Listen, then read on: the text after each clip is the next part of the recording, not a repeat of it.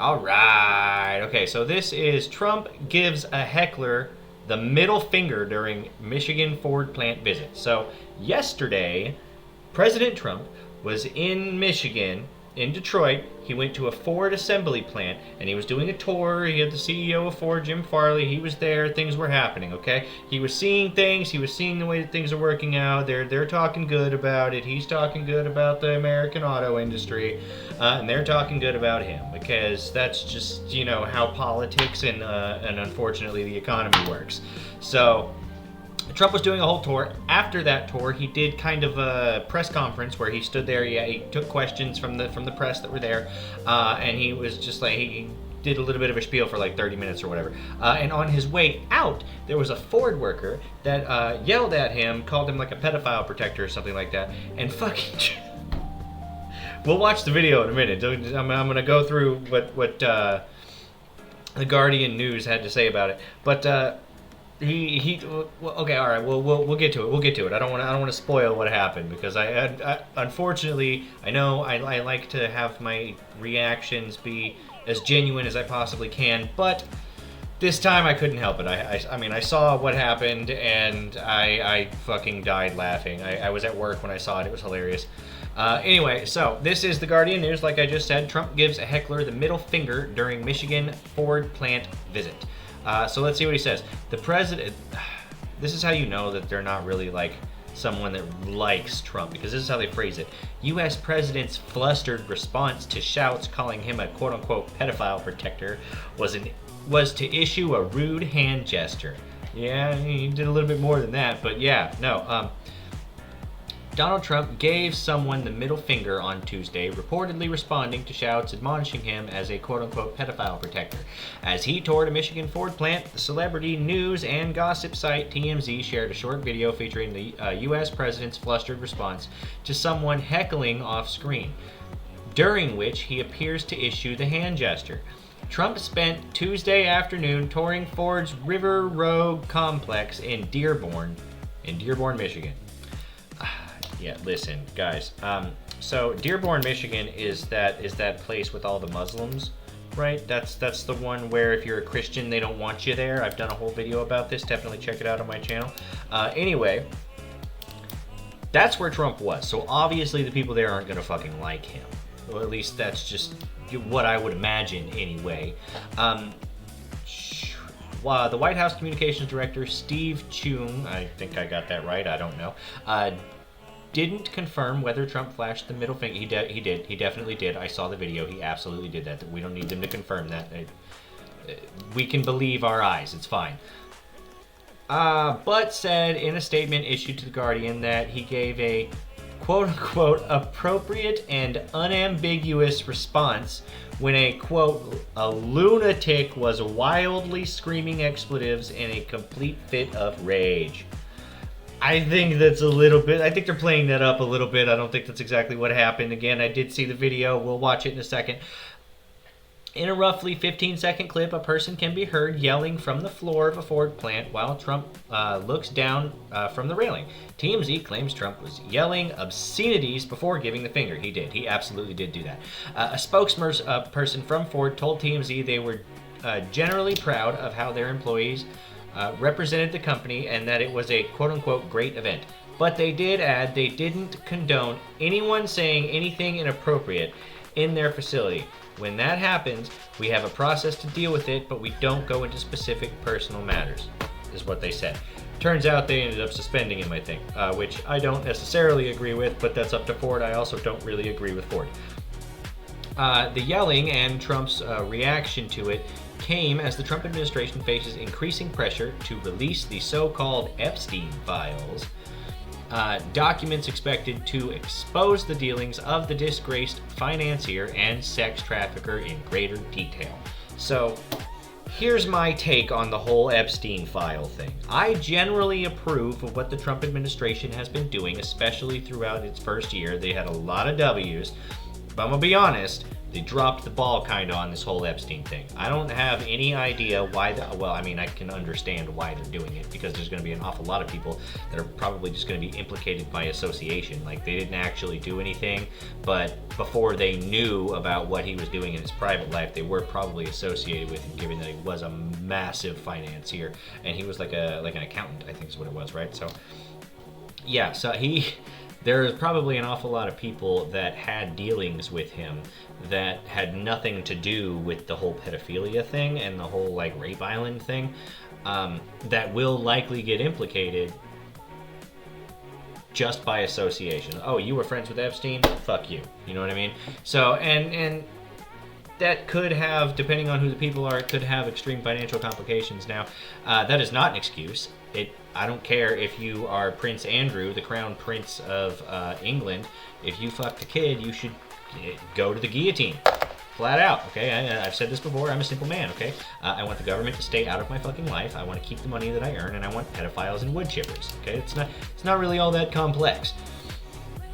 Anyway, moving on. The Department of Justice has released less than 1% of the files according to the court findings or filings on the first week of January, even after a federal law required that they release in full in mid-December. Last week, 2 U.S. representatives, California Democrat Ko Rana and Kentucky Republican Thomas Massie, pushed a U.S. district judge to release the files in full. I completely agree with this, and honestly, I'm pretty sure that the victims also said they're fine with releasing everything in full. They don't care at all. I think they're just protecting very powerful donors. The Trump administration definitely dropped the ball on this. U.S. Attorney General Pam Bondi, who is overseeing the process and also claimed to have all of the files on her desk, and then 1 week later claimed that there are no files. I went to like a week after that happened. I went to Colorado to visit my sister, and we were talking about it, and we were all joking, and I came off with give it like a year. There was never an island. Epstein never existed. He was always a conspiracy. Anyway, Trump, who had been photographed with Epstein, had a long association with him initially. This is what I'm talking about. See, so yes, he was associated with him. Yes, as soon as he found out that he was doing some sort of like child exploitation, sex trafficking bullshit, Trump immediately cut all ties with him, kicked him out of Mar-a-Lago, and did like the whole 9 yards. But people like Trump are going to be guilty by association. And honestly, not releasing the files and trying to cover them up and really coming out and going, are we still talking about that Epstein guy? Man, that's so last year. No, fuck you, Trump. All right, listen, let's be honest here. I support you, but listen, guy, you really need to do a better job with this Epstein thing. Anyway, that is not what I was trying to discuss here, but yeah, so that's the Guardian covering what he kind of did. So they said that he yelled some sort of exploitative, and then they flipped him the bird.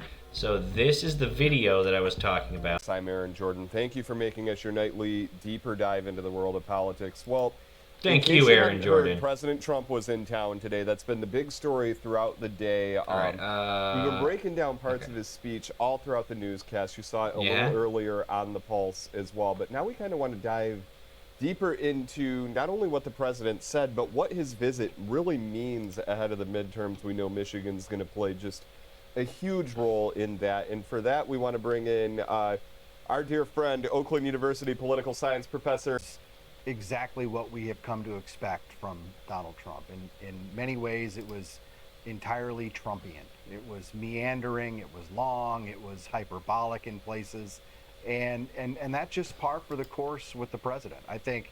Oh yeah, no, he's definitely a dramatic kind of guy. Like, he's gonna upplay everything. And look, nobody sucks Trump's dick more than Trump, okay? The particular topic of focus on the economy makes a lot of sense. It also fits with why he's yeah, he was walking around mostly to promote his tariffs, bringing manufacturing back to the United States, and really promoting specifically auto manufacturing plants to build in the United States, which there are a lot. Why he came to Michigan, right? The economy is by far the number one issue for the public at the moment. They are concerned about the cost of goods and services, and it's going to be an issue that drives the midterms. Certainly, Michigan is an epicenter of his tariff policy with the automakers here, and yeah, I mean, you got a lot of the UAW, which is like the union of union auto workers. You got a lot of those people up here. You got like your Jeeps, your Chevys, your Fords, your Chryslers, your all kind of crap like that. So there's a lot of auto manufacturing plants that were previously doing all of their manufacturing like outside of the country and then bringing it all back here to assemble it here, and then so that way they can just claim that, oh, we make our cars here. No, you just kind of put it all together here. But they're actually building manufacturing plants now all over the country, and it's especially in the Northeast, really, where like Chicago and Detroit and like over in Cleveland, probably somewhere in Pennsylvania, North Carolina. There's a lot of places going on right now. Auto parts suppliers here, so it makes a lot of sense for the president to come to give this kind of speech here in Detroit. And the economy in a lot of ways was what won President Trump the election at the last time around. And I think there's a little bit of irony, Dave, in that there's still dissatisfaction with the economy now, and that could be one of the things that ends up driving voters the other way in November well. No doubt about it. He made a lot of hay in 2024 running against the Biden administration. Of course, first the President Biden and then Vice President Harris after he dropped out. But he did very good work politically and in campaign mode, criticizing the Biden era economy. And that's fine. That's what challenger candidates do. Yeah. But now he's an incumbent. Now he's the one in the big chair. And what's good for the goose is good for the gander, right? Where we have people trying to hold President Trump accountable for the economy. It's something that, as we said, he campaigned on and said he would fix. Right now, here's the dude. If I was working and the president showed up, I would do anything I could to get a picture with him. Are you joking right now? The other piece of this is, and I mentioned this on the Pulse a few minutes ago. Any president, Republican or Democrat, gets too much credit for a good economy and too much blame for a bad one, because they really don't have a lot of levers that they can pull on a daily or monthly or quarterly basis to. Well, I mean, whether they can do anything about it or not, whether the bureaucratic process makes it easy for them to do anything about it or not, I mean, they were elected the president. They are probably going to be the person that everyone's going to hold accountable for anything that happens. That's why he's able to bring in his own cabinet, people that he can trust to get things done, right? So, yes, he's elected to manage the country, and as such, he takes responsibility for anything that happens, be it good or bad. To shift the economy in a different direction. They can do that through policy, and certainly the president's tariffs fit that bill. But even that tariff stuff, right, is he would say starting to make a difference, but the public isn't feeling it yet, right? There's no tangible results that we can point to in terms of cost of an automobile, for instance, right? Even though, and he bragged about it in his speech today, about the billions of dollars that are being invested by companies back in the United States rather than in countries abroad. And he's right. It's actually probably closer. Well, it's trillions of dollars of promised investments over the next 5 years. It's billions of dollars that have already been invested, right? Like I said, there's a lot of manufacturing plants that are being built in the United States. There's a lot of farming things that are happening in the United States. And as such, there are companies that have already put down billions of dollars to get this stuff done. There's a lot of places that have already broken ground. I'm in construction. Trust me, I know this. We should point out some of those tariffs were actually relaxed a little bit to ease things on the automakers as they really try to make this transition, too. Yeah, that's a really good point. That the president got some blowback from auto company executives, and he backed off on some of those high percentages of tariffs that were really impacting how automakers were building their cars and the price tag that was associated with them. And I think this is an interesting conversation too as we look at the economy, Dave, because You talk about Roop and I have talked about this several times about the similarities between President Trump and President Biden when it comes to the campaign trail. And you looked at 2024, President Biden and then Vice President Harris were really kind of downplaying the situation at the border, downplaying the economy. What do you mean downplaying? First of all, it was absolutely garbage down at the border. They were trying to downplay it, but Kamala Harris never once visited the border. And during their administration, they literally had like tractors lifting up barbed wire that the state of Texas put up because the government refused to do it.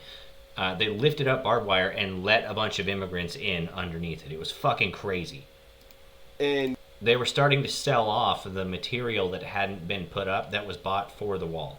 The material that was already paid for to build the wall, they refused to build any more of it, and they tried to sell off the material. That ended up backfiring on them. And President Trump is still trying to say, look, the economy's getting better, inflation's going down, but people still aren't feeling it, and it's telling people in their eyes that there isn't a problem when they see one. Absolutely, and this is... It's actually really not that bad. If you have a job, things are much better now, actually.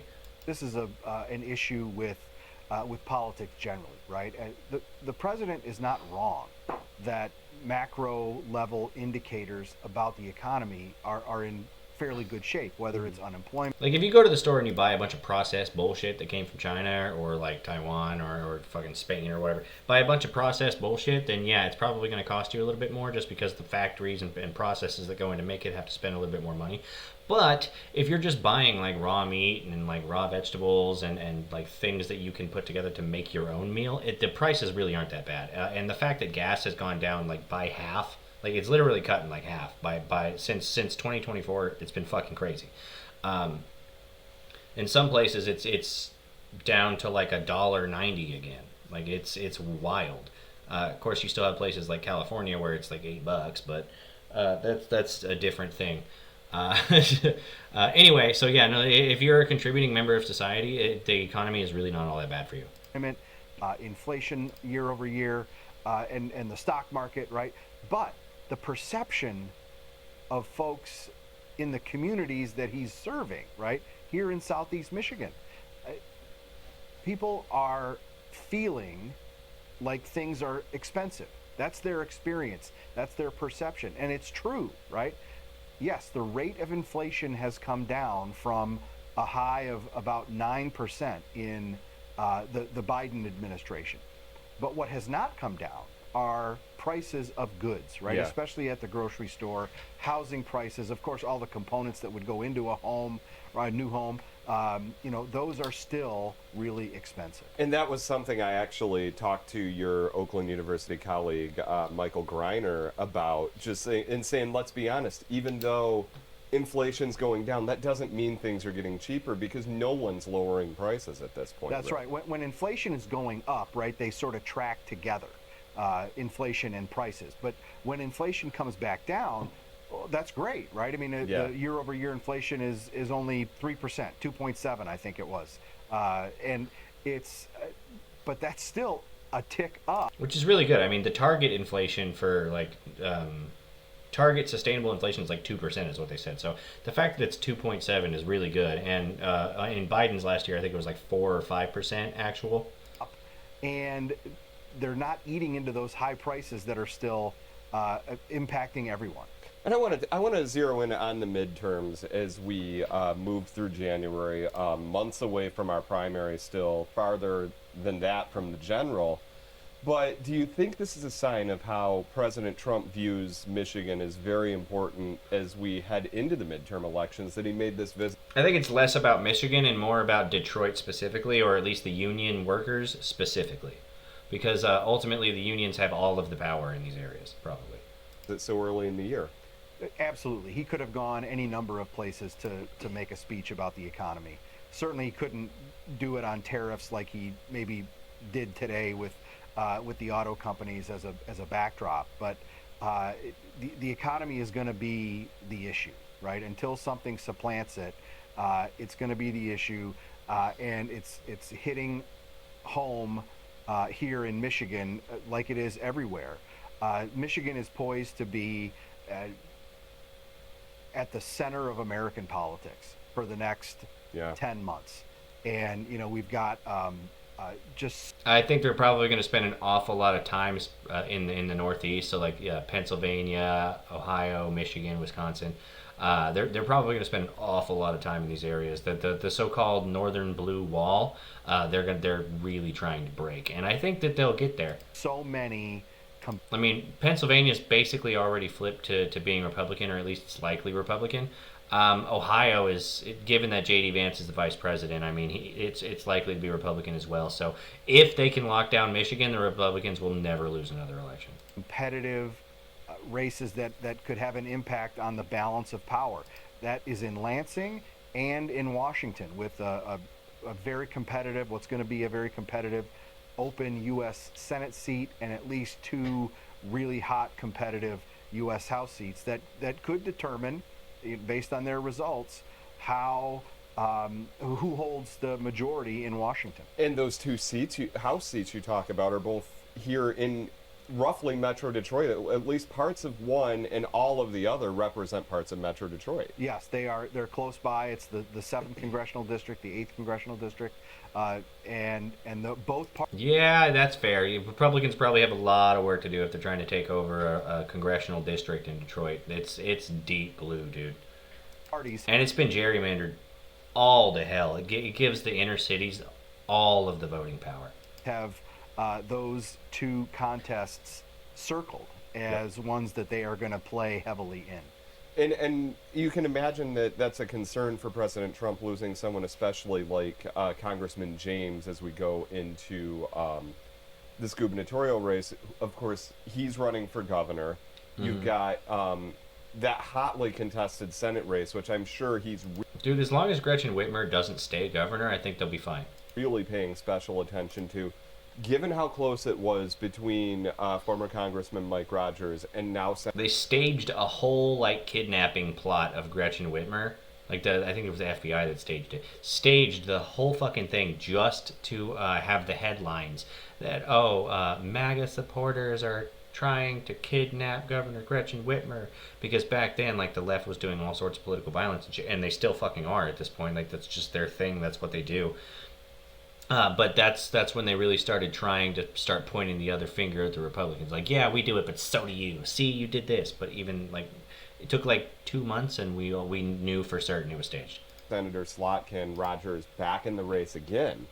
And just such razor-thin margins in both chambers as well. Yeah, no doubt about it. The U.S. Senate race is going to be fascinating to watch. Mm-hmm. Mike Rogers coming off of a really good performance, right? I mean, 20,000 votes shy of millions cast, right? That's a close outcome. Yeah. And the dynamics here between 2026 and 2024 are really interesting because Mike Rogers had a competitive primary in 2024. And Alyssa Slotkin did not. No offense to Hill Harper, but her. Okay, all right. So yeah, obviously he was talking about the economy. He was talking up tariffs, things like that. I covered that. I'm trying to see if they're going to okay, all right.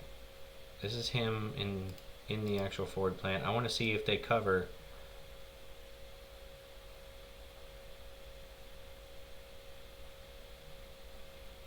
See the video. I want to see the video.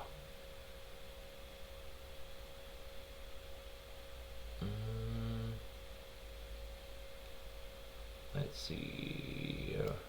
His Treasury Secretary behind him. What is he doing here? This is a victory lap. This is a president who says, look, manufacturing is strong, and he promised when he ran for office that manufacturing would be stronger. And today on the Pulse, you'd hear Mayor Ethan Baker and Democrat Mary Waters actually say, look, there are things economically that... Okay, all right. So it's... I don't know. That's not the video that I wanted to see. Is this it, maybe?